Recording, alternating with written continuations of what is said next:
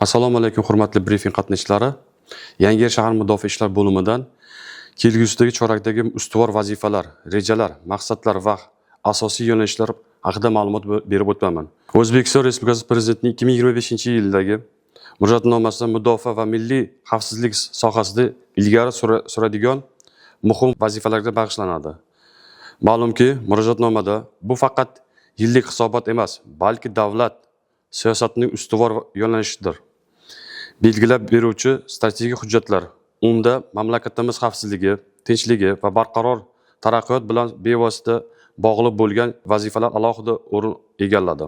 Milliy mudofaa sanoatini rivojlantirish murojaatnomada alohida urg'u berilgan yo'nalishdan biri.